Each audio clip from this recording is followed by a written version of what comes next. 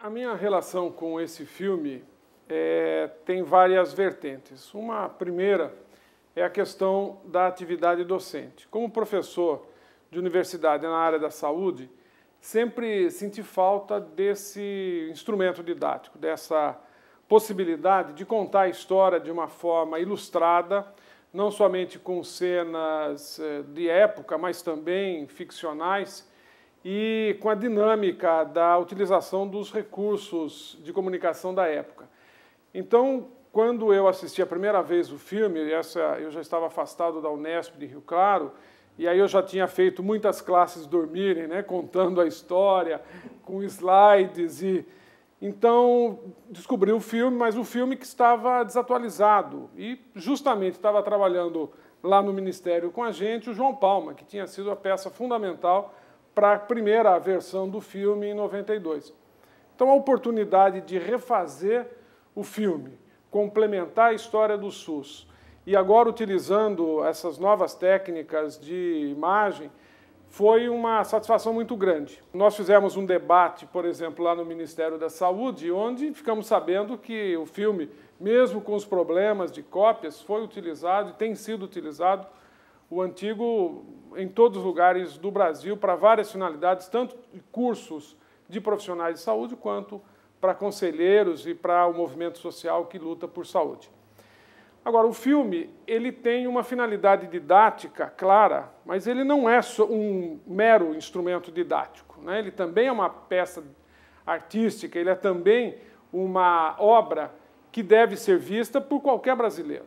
Porque, na primeira metade, por exemplo, ele resgata momentos históricos do país, com cenas de arquivo, reproduz alguns momentos históricos da história da saúde, com a história do Brasil, e isso qualquer cidadão precisa conhecer, né, esse olhar sobre o período histórico. E o período mais recente, que tem menos essa carga histórica, mas tem muito vivo o que tem acontecido agora, e traz para a cena muitos autores e atores desse processo. O SUS não é obra de uma pessoa, de uma instituição, é obra coletiva, e o filme traz isso muito claramente. Isso é gratificante, né, a gente poder, hoje, estando no Ministério da Saúde, estar completando esse processo de revisão do filme e a possibilidade, inclusive, de contar a história da saúde no Brasil para a América Latina, para o mundo, né, num acerto que nós estamos fazendo com a Organização Pan-Americana de Saúde para que ele possa ser legendado, distribuído na América Latina, distribuído nos países de língua portuguesa e mesmo de língua inglesa. Então, a possibilidade de termos um filme que resgata a história da saúde pública no Brasil, para e passo com a história do Brasil, nos seus aspectos econômicos, políticos e tal. Certamente o filme terá quem discorde de um ou outro, ou de vários aspectos, mas ele tem essa finalidade.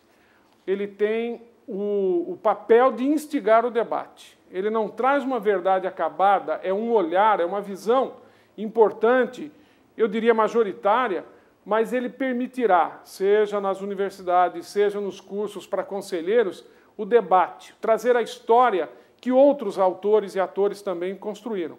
E fazer a complementação com outros materiais didáticos. Eu citaria como exemplo o painel de indicadores do SUS, que também é produzido lá pelo Departamento de Monitoramento e Avaliação da Gestão do SUS, na Secretaria de Gestão Estratégica e Participativa. Aliás, algumas informações do painel constam do roteiro do filme, nesse período mais recente, né? Na cena final, quando faz um certo balanço da saúde, o doutor Alberto utiliza textos do painel, quando fala do Pacto pela Saúde, quando fala da importância do SUS invisível, né, que é representado pela vigilância sanitária. Isso tudo está presente e eu gostaria, então, de que o painel também fosse um elemento complementar e que todas as universidades, escolas técnicas e entidades que produzem conhecimento possam também utilizar esse material didático. Como o livro sobre a construção do SUS e a reforma sanitária, recentemente lançado também pelo Ministério da Saúde, e tantos outros artigos, publicações, debates em congressos, enfim. Essa história deve ser contemplada, deve ser acrescentada ao debate do filme. Portanto, eu vejo o filme sendo utilizado ao longo de um curso de saúde, né, seja num primeiro momento ele na íntegra, né, na história do século e pouco de história de saúde do Brasil, e depois nos seus capítulos, utilizando então segmento por segmento, fazendo o debate, o confronto com essas outras visões.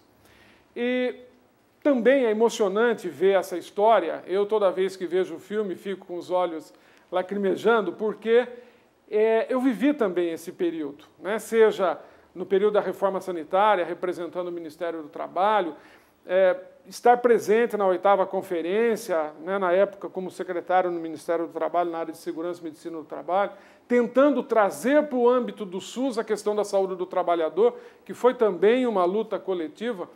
Depois, antes disso, a implementação das experiências municipais, como aconteceu em Campinas, e o que aconteceu depois como gestor municipal, representando os municípios no Conselho Estadual. Enfim, esses últimos anos da história, a gente está junto ali.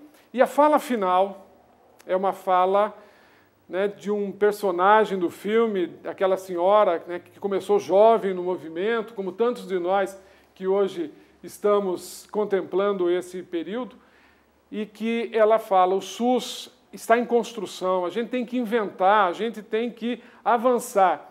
E é exatamente essa a finalidade do filme, permitir que todos aqueles construtores que não tiveram ainda oportunidade de participar sejam agora incluídos, estão todos chamados a completarmos a história do SUS.